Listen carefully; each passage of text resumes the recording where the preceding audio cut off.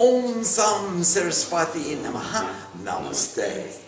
Namaste. On page 221 of the book, the Sri Ma, the Guru and the Goddess, we're discussing the Lalita Trishati. And we just finished the last of the 300 names, which is who grants the supreme bliss of Hrim.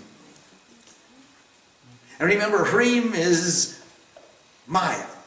And we talked about the 3 forms of Maya, and now we're going to do japa of the Kadi mantra, which is Ka E I La Hrim Hasa Ka Hala Hrim Sakala Hrim. And now we're going to establish her mantra, her beej mantras in our fingers, in our hands. It's called Kar. The hand is called Kar. And Nyas means to establish within. So we're going to put Aim in the thumb, I bow. Om Klim in the forefinger, I am one with God. Om So in the middle finger, purify. Om Eng in the ring finger, cut the ego. Om Kling in the little finger, ultimate purity. Om So, I bow with the weapon of virtue.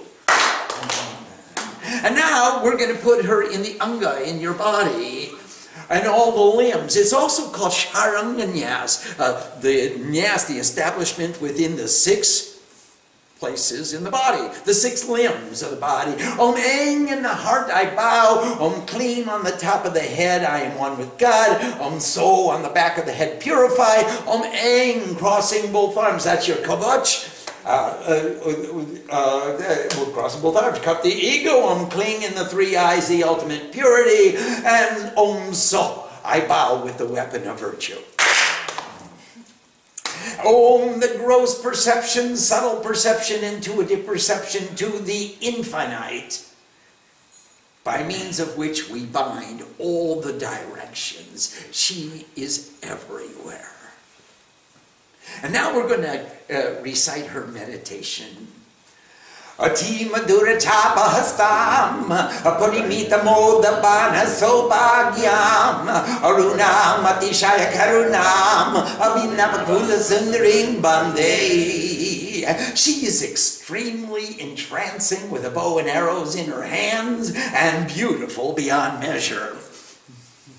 She has radiance in abundance, compassionate and young. We extol the beauty of the family, or the beauty of excellence. Kula Sundarim. She is the Sundari, the beautiful one of the Kul, which is the family, or the Kul, she is of excellence.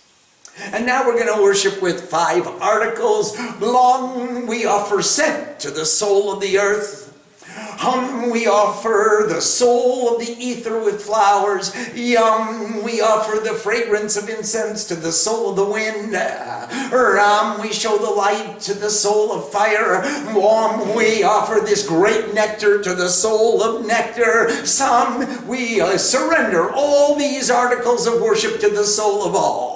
Now, if you remember in our Bhuta Shuddhi and all through our chakras in Muladhara, Swadhisthana, Manipur, Anahat, Vishuddha, and Agya Chakra, we have Lam, Ram, Wang, Ram, Yang, Hang.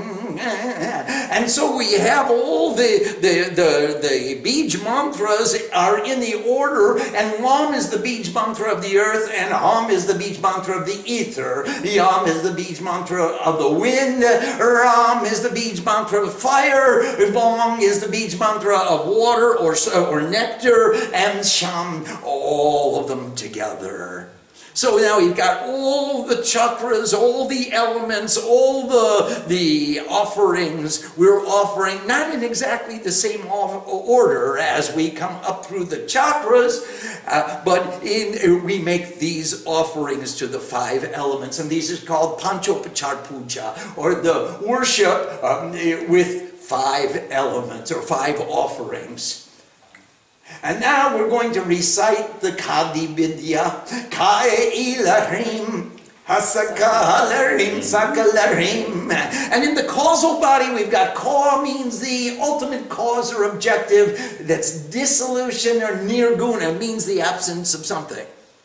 And A is wisdom, desire, creation, Rajaguna. E is the causal body, the action, preservation, Sattvaguna, law, manifested existence, Tamaguna, Hrim. And that's Maya, and that's the Maya of Vedanta.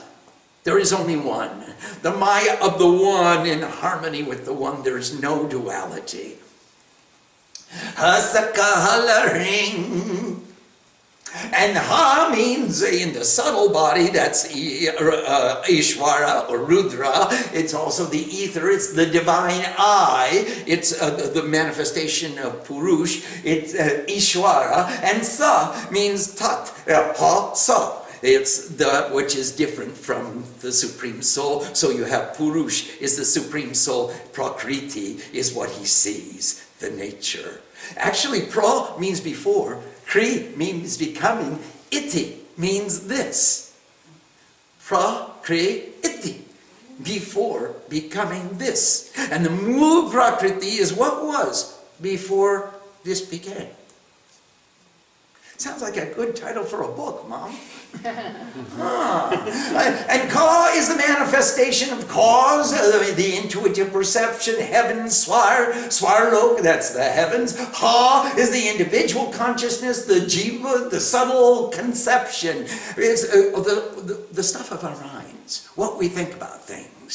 And it's also the atmosphere, the buhalok. La is gross perception, so you have the gross body, subtle body, and causal body. That's the earth, or the burlok. And Harim is the Maya of Tantra, which is all of us kids in relationship to the one, and the one mother blessing all her creation.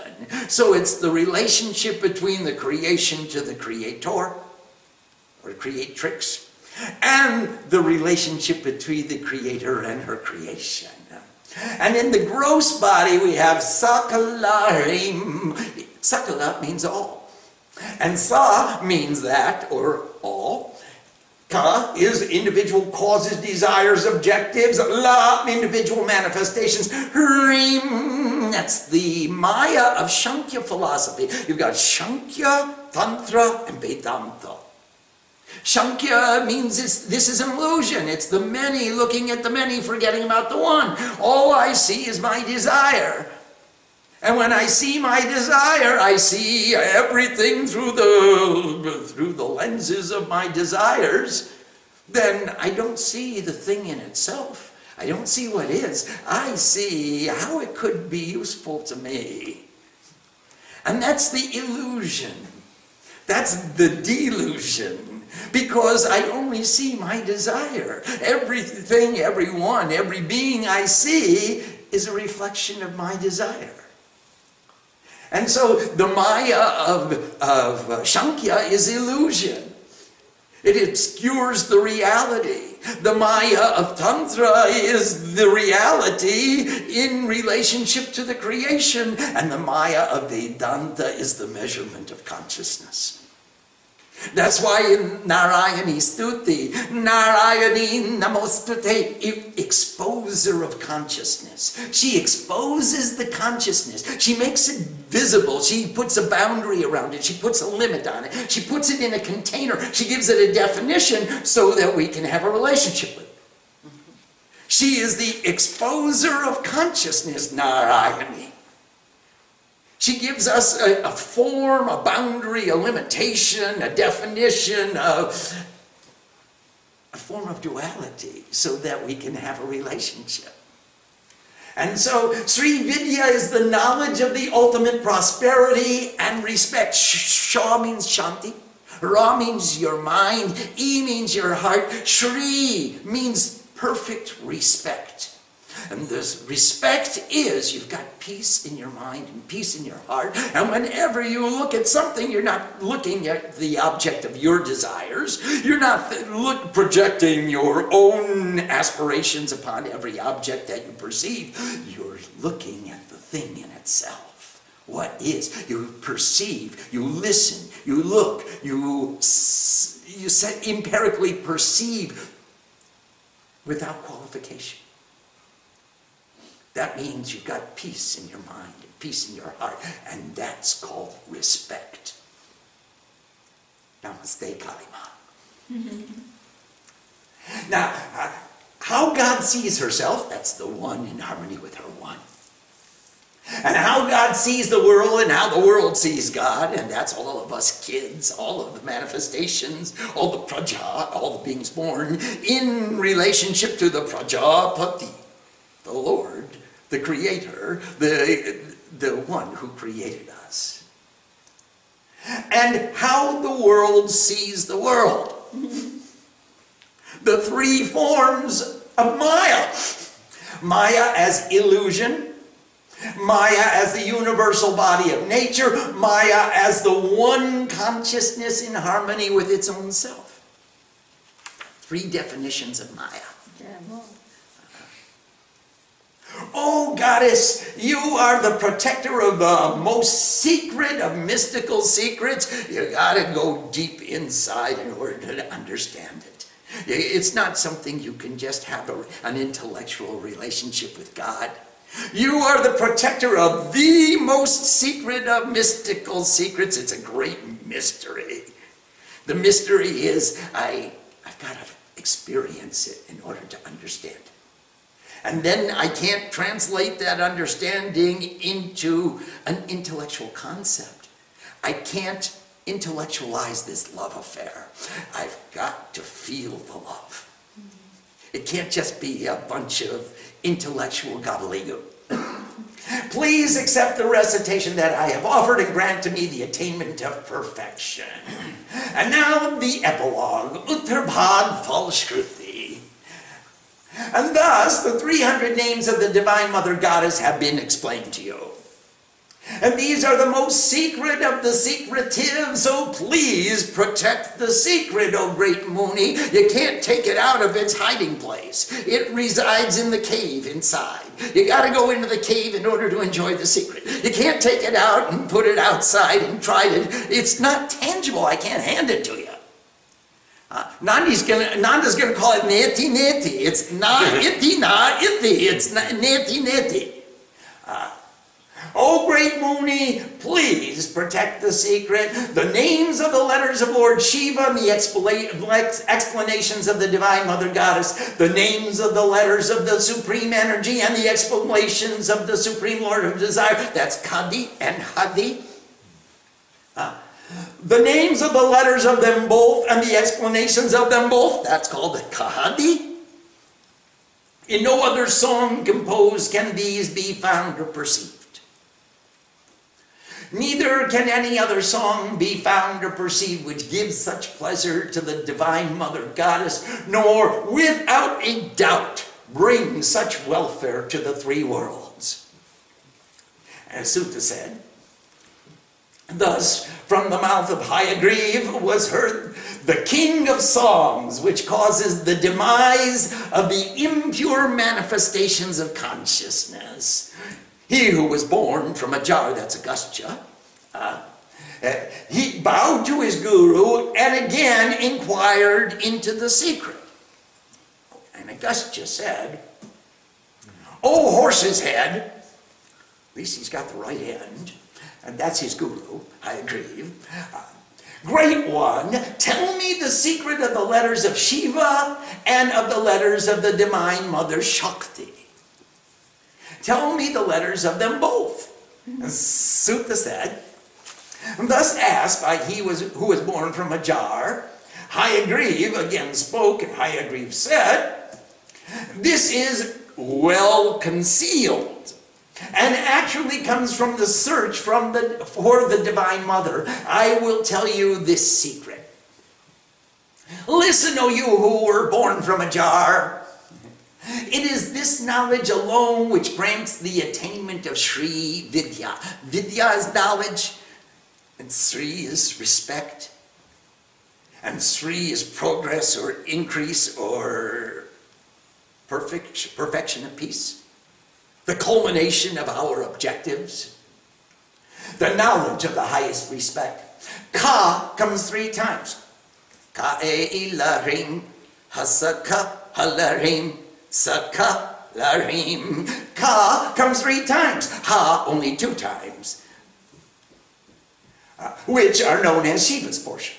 The ultimate of all the letters of infinite energy, Ring, is the soul of both. And there is no distinction admitted in the substance of the recitation of this knowledge. Neither is there any other knowledge which grants the perfection of attainment, even of the tens of millions of ideas which can be contemplated. 4 are the chakras of Shiva. 5 are the chakras of Shakti, that's in Kali Vidya. These 9 chakras, Navamishtantu Biyutam, which inscribe all attainment, were given by Shiva as the Sri Chakra. 3 angles are followed by 8 angles, and then 10 angles twice. And 14 are attached to the 5 chakras of Shakti. A bindu is at the center, surrounded by 8 petals of the lotus. 16 petals of the lotus are attached to the 4 chakras of Shiva. And in the triangle is the bindu. Outside the circle are the 8 petals of a lotus, and 10 spokes or rays, and then 16 lotuses and the 4 doors, bupar, which give refuge to existence. So inside the bupara, you've got this configuration, this geometrical progression. It's called a Sri Chakra Yantra, and it is the culmination of all the various philosophies which come into Sri Vidya. Shiva and Shakti revolve around each other mutually and reciprocally.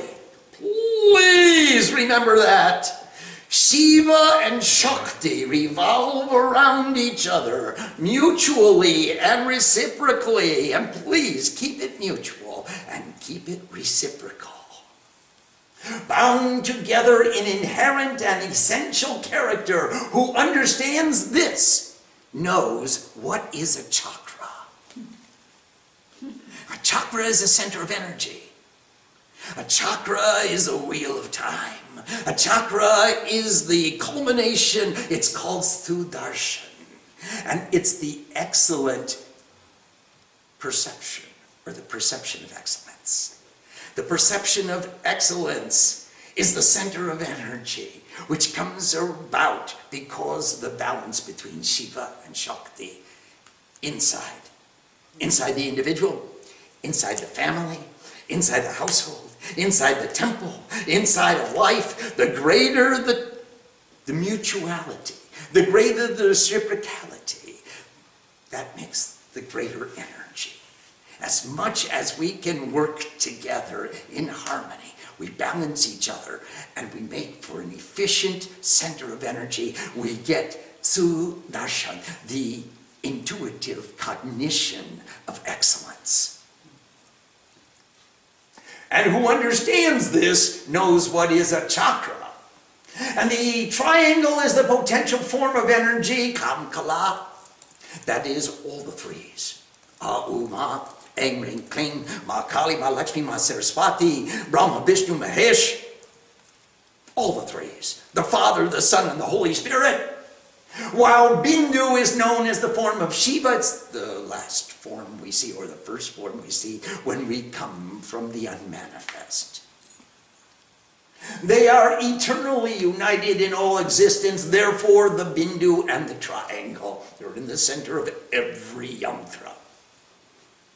And whoever worships the 3 chakra without knowledge of its part will receive no fruit, and the playful mother will not be satisfied. Please do not use these as art objects to decorate your house and say how cool that is to have a yantra on the wall.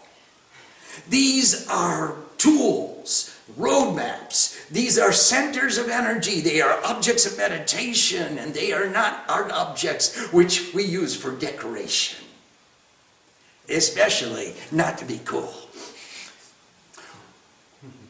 And whoever in the world understands the wisdom of the chakra of Sri Vidya equally understands all which is especially difficult. Nothing remains difficult if you understand the balance of Purush and Prakriti. If you can understand what is for my eternal soul and what is for my transient self. If you have that value system, if you have that criteria established, how much do I want to invest in the transient worldliness, and how much do I want to invest in the eternal soul? As soon as we gain those values, nothing remains difficult.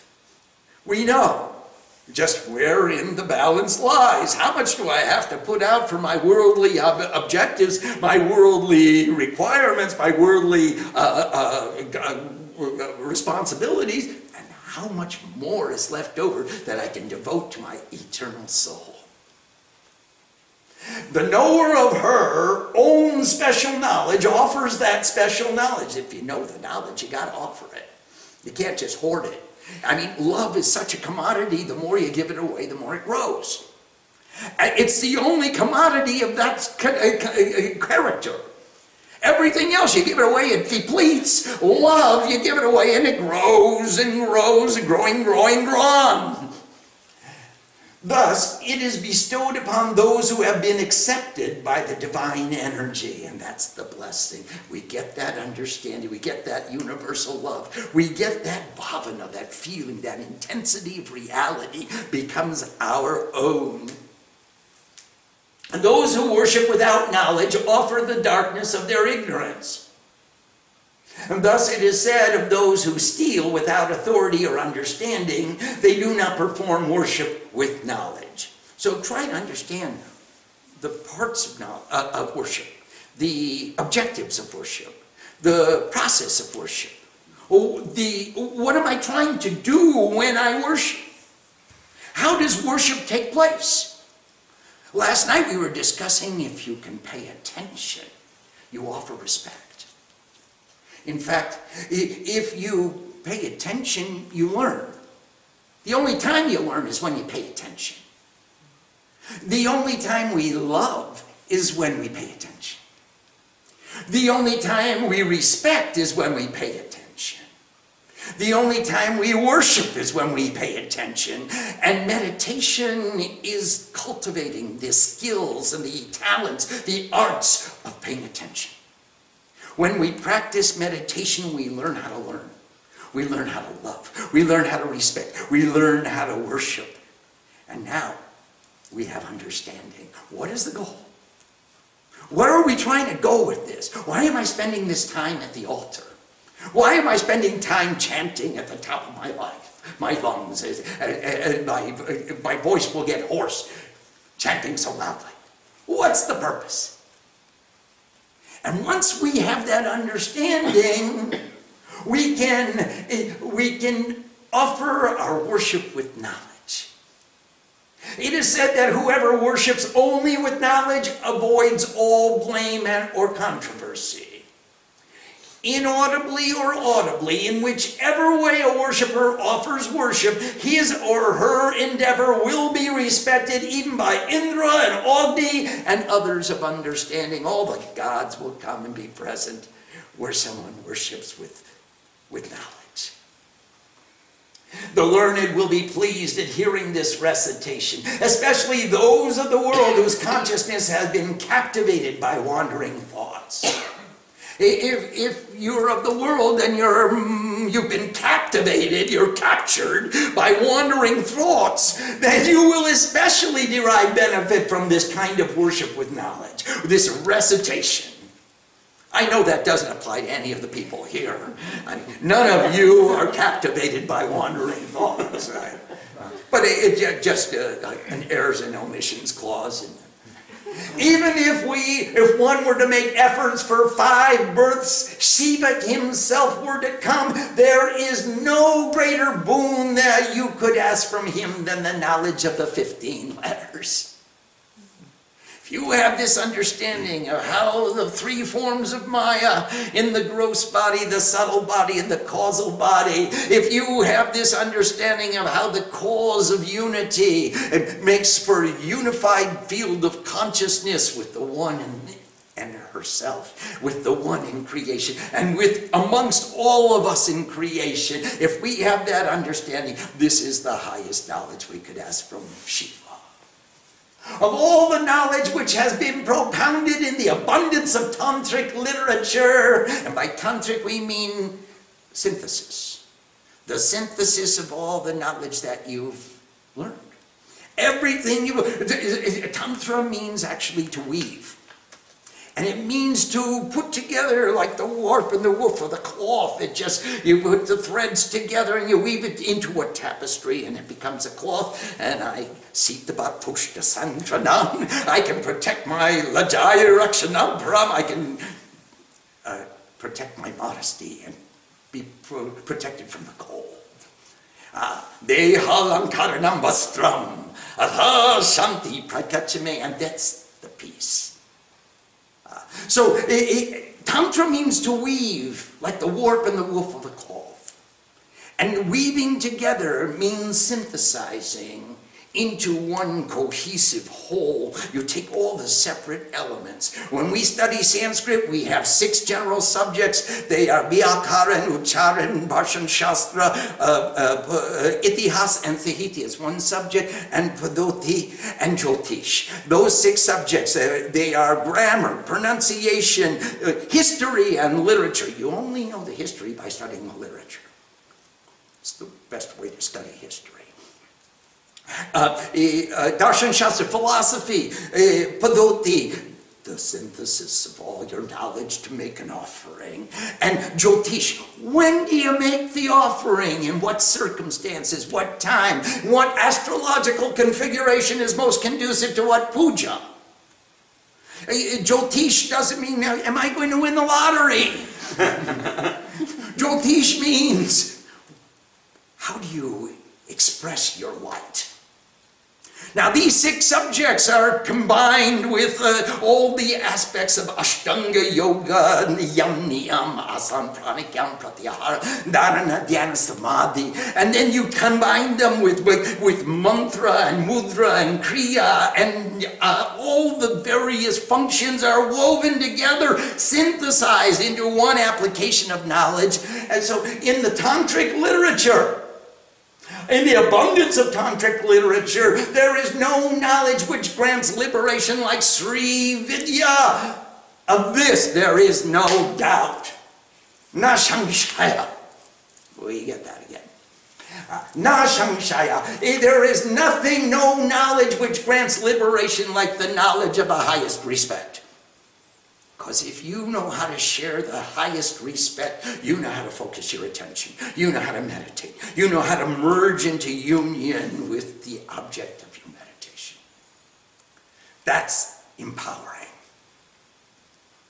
Of all the ornaments of wisdom, of all the words of knowledge elucidated, there is no knowledge which grants liberation like Sri Vidya. Of this, there is no doubt. Therefore, Tasmad, this knowledge should be given to lovers of knowledge, crossing to the shores of knowledge. The knower must himself or herself give knowledge which is declared to be the quality of a spiritual being. Of all the gifts that anyone could give while they're living in a human body, the first is wisdom. And the second is Rudraksha. If you can give a Rudraksha, then you give someone a reminder that God is with you all the time. He sees. The eyes of Shiva are upon you. No matter where you go, just keep your Rudraksha with you. Just have at least one, if not many. Now, that's declared to be the quality of a spiritual being. The knower of special knowledge himself must know the greatness of that knowledge. The knower worships with the offering of knowledge and consciousness united in true nature. Listen, O you who were born from a jar. Agastya. They have attained fame by reciting the 300 divine names with devotion. They have earned meritorious fruit, O you who were born from a jar. The secret is that those who recite the 1,000 names earn great fruit. That's Lalita Trishati. But those who continually recite one name earn 10 million times that fruit. It's better to chant one name than it is to chant 1,000 names. And the Divine Mother of all desires and the Supreme Lord of all desires, that's Kameshwar and Kameshwari, performed the 300 names. No other song can be performed which is comparable to it. The respected goddess, she who embodies all existence and her complete lineage of descendants, all strive to attain these 300 names which grant all desires. And they're just not 300 names, there's 300 attributes. There's 300 characteristics, 300 qualities, which all of us spiritual seekers seek to inculcate into our lives. We seek to manifest these qualities in the way we conduct our lives. This is a description of the greatness of these 300 names. Whoever strives to serve Shiva's lotus feet should remember it. Regularly feed 16 Brahmins and offer incense and baths and other objects of value, clothes, scents, etc., etc. The various names of the Supreme Goddess of all desires, cakes and sweets and fruits and fragrant smelling flowers, everything that's fattening or illegal. Give special knowledge and feed 16 twice-born. Regularly offer a sacrifice and feed the knowledgeable. And thereafter offer the Brahmins the 300 names according to the order of worship. You do puja, you do puja to the goddess, you do puja to the gods, you do puja to the Brahmins, you feed them, you sit them down, give them the meal, and then you sit down and chant the 300 names while they're eating. It's really fun. It's really exciting. We did that with the Devi Bhagavatam, we did that with the Chandi, we did that with Lalita Trishati. And thereafter offer the Brahmins the 300 names according to the order of worship. Anoint the twice-born with oil, etc. And they reflect, as they reflect the energy of peace. They got knowledge. That's why we worship them. They are twice-born because they are born once from the womb of mother and second time from the womb of wisdom. And they are nurtured from the left breast with devotion and from the right breast with wisdom. Beginning on the first day of the bright fortnight and according to the order of worship up to the full moon, every day feed at least 20 of the twice-born. So here you got the whole Paksh, the Shukla Paksh, from Pratipad to Purnima. You feed everybody every day. For 10, for 5, or 3, or even 1 day, 360, or for 100, twice-born should be fed according to the procedures of these 300 names. So you can do a brat for 1 day, or for 3 days, for 9 days, for 100 days. We've done 1,000 days. How many times? I don't remember. And whoever will perform with devotion during his or her life, to them will be given the fruit of birth. They will reside in liberation. As soon as you take this knowledge, you get to reside in liberation. And as soon as you practice this knowledge, you get to reside in liberation. And as soon as you expand this knowledge and live according to the procedures defined in this knowledge, you become liberated. What do you want? I just want to do the next vow, the next breath, the next... I got to go back to Costco so we can feed more devotees. My God. Well, my goddess. They greet Srima at the gate to Costco with a brass band. Oh, she pulls up in the van and a trailer and says, fill her up. The secret of the offering of the 1,000 names has also been explained. Always make the offering with respect and afterwards feed the Brahmins. You know, when I first got to India, I saw a big fat man with a tilak that went across his head, and I said, what is that? And they said, he's a Brahmin. And then I saw another big fat man with a tilak up the Urdhapandra, and I said, what is that? They said, he's a Brahmin. And then I saw another big fat man with a dot in the center of his hand, and I said, what is that? And he said, he's a Brahmin. I said, oh, Brahmin means a fat man. Always feed the Brahmins. Those who offer to me the secret of the greatness of the 1,000 names, they are a shining light in the darkness of night. Such is the glory of these names. These 1,000 names shine in the consciousness of the goddess of all vibrations. The fruits bear 10 million qualities, of which not even one can be sung. Whatever fruit may be derived from the offerings and songs and continuous recitations of other mantras, that fruit will be multiplied by 10 million qualities for those who worship with these 300 names. So if you do the 1,000 names, you get 10 million bonus points. And if you sing the 300 names, you get 10 million times the 10 million. Do the math. Who's the mathematician in our family? You're the bookkeeper. 100 million? No, 10 million times 10 million. 100 million? No. 1,000? Yeah, 1,000 million. 1,000 million. Yeah, 1,000 million. Thank you. The fruit of the secret of 1,000 names brings 10 million changeless qualities. Whoever sings these 300 names receives 10 million times those qualities. If one perceives the greatness of this song, which comes from the consciousness of the goddess of all vibrations, in truth, the supreme Lord of all desires and the supreme goddess of all desires accept that offering. Who sings only these various 300 names dwells in the consciousness of existence, deprived of, excluding all deficiencies or expectations. You're deprived of all deficiencies. Such a shame. You have no deficiencies, no expectations. Just very happy person. From this wisdom and out of love for this world, perform continual recitation, O you who are born from a jar. Remember whatever effect you wish to produce from your discipline, and for that purpose recite. What's your goal? What effect are you trying to produce from performing this discipline? Remembering that objective, remembering that goal. We said in the beginning, Shanti. Shanti, Shanti, in the gross body, in the subtle body, in the causal body, Shanti, Shanti, Shanti. Remember your goal, and for that purpose recite.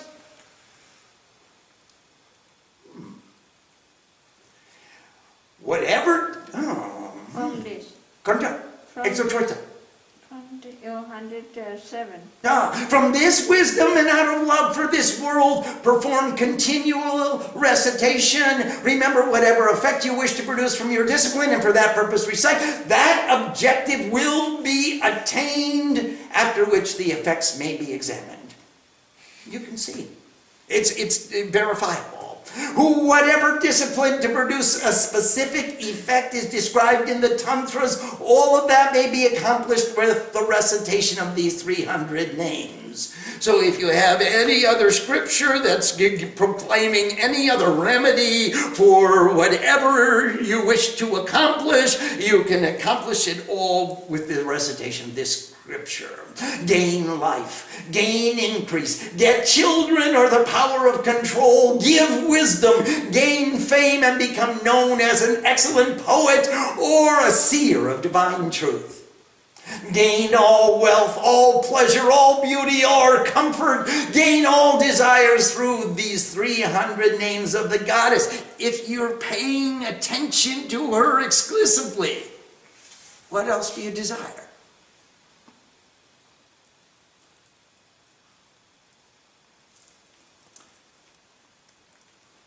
Without a doubt, there is no job superior which will fulfill all desires. This recitation makes the respected goddess, the playful mother, satisfied. When performed with true devotion, whatever is desired becomes eternally fulfilled. And therefore, O Muni, O you who were born from a jar, always recite this. There is nothing superior to this, nor anything remaining for you to know. This is the story of the song which gives pleasure to the playful mother. The ignorant will not learn of it, nor will those devoid of devotion practice it. Don't worry about it. Put it out there. The ignorant won't listen to it. They're not interested, nor those who have no devotion will they practice it. Whoever will tell these 300 names to a fool, to an evil being, or to one without faith will suffer great loss. Please, don't make me a loser. This is the order proclaimed by the cause of peace feminine. That's Sankari. Therefore, maintain its secrecy. Keep it inside, in your heart. By the inspiration of the playful mother, this excellent song has been disclosed. O Muni, Hayagriva disclosed this secret, as well as the secret of 1,000 names, to the excellent among performers of Tapasya, he who was born from a jar. Sing this song to the playful mother, the beautiful of the 3 cities. Tripura Sundari. Bring back to your mind the waves of her divine bliss. And thus ends the last section of the respected Brahmanda Purana, in which Hayagriva tells to Agastya the narration of the playful mother and the portions of her song known as the 300 names of the playful mother. Om. Oh. Lalita Maki, Jai. Thank you. Om Sam Saraswati Namaha. Let's see if there are any questions. We have a question from Joshua. Namaste, Joshua. Pranam. So it says these letters together are a mantra, and they are the letters of Shiva and Shakti. How would this differ from the mantras of Shiva and Shakti? Can you explain this whole scenario of letters and mantras? Yes, I can. In fact, we have on many occasions. Shabda Brahman is the sound that God hears. God alone can hear the sound of God. Shabda Brahman. Shabda Brahman manifests as the bindu, the first spark, the first point, the first audible sound. The bindu sends out a vibration called nad, which is the subtle body of sound. For example,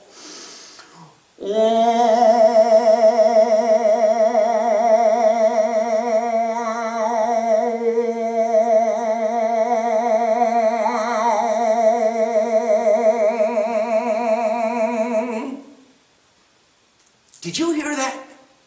Did you hear that? Now, close your ears and listen to it again.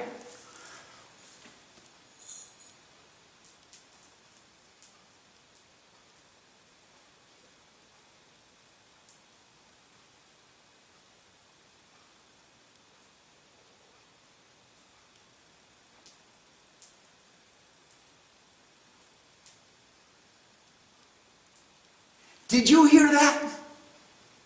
Were you able to hear it inside? That's the subtle body of sound. That's the nod. You heard the gross body of sound outside through the organ of hearing. You heard the subtle body of sound as the subtle vibration which was going on inside. Now the nod is expressed or approximated by an abbreviation called the bij. And the bij is comprised of a akshar. Now akshara means infinite, and akshar means limited. A limitation to the infinite vibration. In Sanskrit, we have 54 akshars, sometimes a little more. If you, it depends on what grammar you follow. But in our Bhuta Shuddhi, in our Amatri Kanyas, and our Bhakti Matri Kanyas, we have 54 and 55 akshars, and we have one nyas with 50. Now, the limitations to the infinite vibration are the letters. And they are divided into 2 qualities, Banjanbarn, which is the consonants, and Swarbarna, which are the vowels. And you put them all together and you put them in the different chakras, and these comprise the Vakyamatri Kanyas and the Matri Kanyasas. And you put them throughout your body, and you are the container of all vibrations, all the limitations, all the expressions. When we combine these akshars, all these letters, we get bijas, which is like you write MS, and that means Ms. And I guess in today's environment it could be Miss or Mrs. It's Miss. Or you write MR, which is Mr. And we have abbreviations which they combine the letters to give you the closest approximation to the vibration that's being expressed. So we say Aim is the Bij mantra of wisdom. Hrim is the Bij mantra of Maya. Klim is the Bij mantra of Mahakali. She takes away the darkness. That's why she's dark. She's got all our darkness. That's why you're so bright. It's because you're illuminated, because you gave all your darkness to her. And ring clean. These are the bijas. Now you put the bijas together and the akshars together and you get shabda, which are words. And the words are of two kinds. Words which take me back to the origin, the shabda, Vedic sabda, which is knowledge, words of knowledge and words of power, which take me into the vibration, which take me into the bindu, which take me to the discovery of Shabda Brahman, the sound that only God hears. And Bhautik Shabda.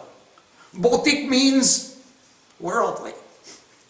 I'm going to describe what's outside. Bhautik Shabda. Now, if we take all of our Bhautik Shabda, all of that worldly gossip about what's outside, about the world of duality, and we control it, and now we put our mind in focused respect to Vedic Shabda, the words of wisdom which take us back inside. We take all of that Shabda and we take it into the Bij. And we understand what are the constituent elements that they are describing. And we take the Bij and we dissolve it into the Nad, which is the subtle vibration that you only hear inside. And you take the Nad and put it into the Bindu, which is where the one point of God, it's like the entrance into infinity. It's like Alice's rabbit hole. And we go into the rabbit hole and we go into the Bindu and we realize the Shabda Brahman. So that's how the letters and the words of Shiva and Shakti bring us either out into manifested existence where we make that wisdom manifest, or it brings us into, depending on your goal. Right now, you're getting training in a profession, so you want to go out. So now take that wisdom and that love and that vibration and that energy out, bring it out from inside and make it manifest so that you can achieve a modicum of success in this world, and that success will give you empowerment to make your contribution to the world. You gotta have something before you can renounce. You can't say, I don't have anything, so I'm renunciate. You have to get something, and then you can give it away. You can't possibly just say, well, I don't have anything, I'm a renunciate. The world should support me. Doesn't work. But in case it does work for you, please let me know how you did it so I could try it next time around. But in my understanding, you gotta get something before you can give it away. So if that's your goal, then you want to reach inside and pull out that vibration so that you can get the best. And then give it away with the greatest understanding, the greatest respect, the greatest love, and the greatest compassion. You'll know, you'll be able to discriminate like Vivek. How much do you want to give? Where? All of us are required to discriminate. How much do we want to give in what circumstances? So, and then after you've given it away, well, you're quite free. You can come right back in and follow that Shabda into Vedic Shabda, the words of wisdom which take you to the unity of consciousness, and take the Shabda and divide it into the Bijas, and take the Bijas and put them into the Nad, and you can feel the subtle vibration of all of those akshars, all of those limitations and qualifications on the infinite beyond conception, and you follow that nod into the Bindu, and the Bindu to the realization of Shabda Brahman, and that's the journey. Well, that's what these letters of Shiva and the letters of Shakti are going to empower us to do, to make that journey at will. If you know the road, you know the path.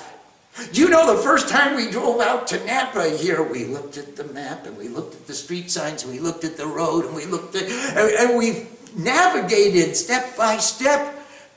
And then the next time we didn't have to look at the map, we just looked at the street signs and we knew where to turn. And after a while, we just sat in the car knew the way. Didn't even have to look at the map, didn't look at the street sign. I recognize that tree. I'm going to stop after I see the tree. And it's the same way. If you know the path, you know the way that the sound came out of the sound of God, from Shabda Brahman into the Bindu, from Bindu into the Nad, from Nad into the Bij, and Bij into the Shabda, and the Buddha Shabda, from Vedic Shabda to Bautic Shabda, and then you came into this world, and you've got this world of duality already defined for you. Now you make your contribution and follow it the path of the same way. Step by step, you'll go right back to where you came from. And that's a chakra. That's that center of energy. That's that understanding, the knowledge which gives you the empowerment to make your contribution most efficiently. And sadhu means efficient. Sadhu is not a hippie who lives on top of the mountain. Sadhu is efficient. So we're striving to become sadhus. I think the knowledge of those syllables, those Bij mantras, those letters, they're going to empower you to become a sadhu.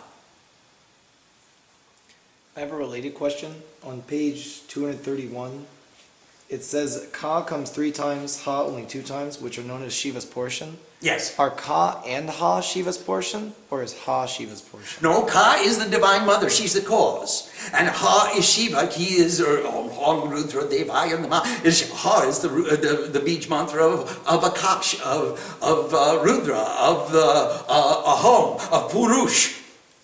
So you've got 2 Ha's, and in Kadi Vidya, you have 3 Ka's. And this is the story of Kadi Vidya. Now, in Hadi Vidya, you have 3 Ha's and 2 Ka's. Ha'e ilahim, hasaka halarim, sakalarim. So you get, in Hadi Vidya, you get 3 Ha's and 2 Ka's. In Kadi Vidya, you get 3 Ka's and 2 Ha's. Ha ha ha. We have a question from Nanda. Namaste Nandaman Neti Neti. In what circumstance during a puja will we choose to chant the names of a deity, like Lalita Trishati, versus chanting a stotram or a stuti to the goddess? Nanda, it depends on your time, your place, your circumstance. How much energy do you have? How much time do you have? How much, who are you performing this puja for? Is it just for you? Stay there all day as long as you can and chant as much as you possibly can. If you're doing it with a group of people, are they sitting in chairs or are they sitting in asanas? Are they moving around or are they sitting still? Are they listening intently? Are they participating? All of this criteria will give you the understanding of what kind of puja you want to design. Remember, pujas are modular construction. So you're going to pick and choose the mantras according to the purpose of your puja. For whom are you performing puja? In what kind of circumstance? In what kind, are they participating? Are they an audience? Are they only witnessing? If they're witnessing, then they don't have the intensity of feeling, of understanding, of grasping what it is that you're trying to do. They'll be more prone or more accepting of an intellectual understanding. It will be more empowering to them to understand it intellectually so that they'll want to participate the next time you come. So, Nandama, please, you'll design each puja, each day, each temple, each place, each according to all the criteria available. What is your purpose? First and foremost, what's the sankalp? Why are you doing this puja? Are you a Panchika Pandit? Are you doing this for 5 coins? If you are, the shorter the puja, the more the dakshina. Obviously. The shorter the puja, the more the dakshina. That's a tattva, mool tattva of all pujaris. Now, if you want to do a long puja, you better have a very few, just a handful of devotees who are really sincerely engaged in the puja. And don't worry about the dakshina. And if you're going house to house or you're going temple to temple, you'll find what is the purpose of your puja, for whom are you doing the puja, how many are the participants, what kind of participation, and then you'll design the puja that's most appropriate for time, place, and circumstance. Please do not think that people come to see you do your puja. Never. Only she comes to see you do your puja. So then you have to do their puja, those for whom you are doing puja. And it changes. You see, on Shivaratri we do 5 mantras for every person that comes in line. It takes us 5 or 6 hours to do the first puja. Huh? We can only do 5 mantras. The line goes all the way down the road. But on other nights, there are just a few of us here. We'll do the 4-hour puja, the 5-hour puja, and a 3-hour pot, and a 2-hour homa. Now that's a nice day. We have a question from Sharanya. Namaste, Sharanya. Pranam. When the scripture refers to feeding Brahmins, are you referring to male and female Brahmins, or could we simply focus our efforts on feeding all people, or those who are needy and hungry? You can, that's a different puja, it's a different objective. Now, when they talk about feeding Brahmins, they're talking generally about feeding those who are knowledgeable, those who understand, those who have respect for this dharma, respect for this scripture, understanding of this tradition, and you're feeding them, and because they will understand and they'll bless you, they have knowledge, they are twice born, is generally the meaning of Brahmins. Of course, we've expanded that meaning. In the Devi Mandir, we do puja to Brahmins. Everybody who participates in our pujas, as a participant, not as a witness, not as the audience, everyone who participates in our puja, for us, are Brahmins. And then you can distinguish, if you like, between boys and girls. Sometimes we give t-shirts and sometimes we give shawls and sometimes we give saris. It just depends. If we just came back from India, we got a whole storehouse of stuff that we can give away. And if we've been here for a while, we only have a couple of things. Or if mom goes to Costco or to Macy's or the mall, then she has all this jewelry and she's got all kinds of stuff to give the girls, and the boys get a Rudraksha. But everybody gets worshipped. Everybody gets $1. Everybody gets a token of our respect and a symbol of our appreciation for every effort that you make. Remember a sadhu's jola, the little bag that we carry, that keeps all of our good stuff. In a sadhu's jola, there's 3 things. There's pure love. And that says, I accept you where you're at. I'm not going to make any demands upon you to be something other than what you are. You're welcome, just the way you are. And the second thing is inspiration.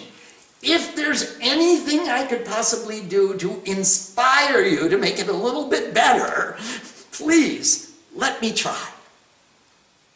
And the third thing is appreciation. I appreciate every effort you make to evolve in the most advantageous ways for yourself. I appreciate. Pure love, inspiration, appreciation. Those are the only three things that I have in my Jula. Of course, I have an iPad and an iPhone and a couple of pairs of glasses and all kinds of things like that. But those, they can go away. It should be for everybody. It should be for everybody, but at least for someone who's striving for efficiency, a sadhu. You want to keep those three things with you in every circumstance. There will never be a circumstance where they won't be appreciated, where they won't be rewarding to you, where they won't be helpful to you to achieve your goal. Pure love, inspiration, appreciation. Om Sam Saraswati Namaha. We appreciate Swamiji. Namaste.